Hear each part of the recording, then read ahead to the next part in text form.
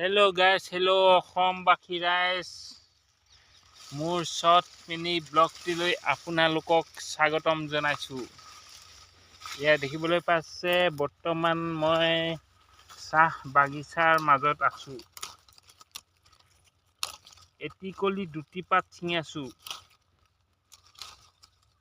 সৰু সৰু কুঁহিপাতবোৰ দেখিবলৈ সঁচাকৈ অতিকৈ সুন্দৰ।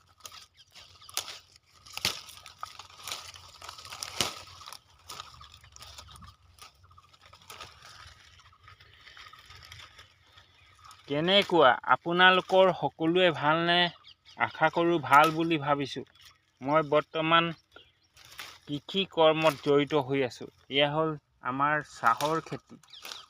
অসমৰ যথেষ্ট চাহৰ চাহিদা আছে আৰু প্ৰায়বোৰ মানুহে চাহৰ খেতি কৰে। এয়া দেখিছে আপোনালোকে।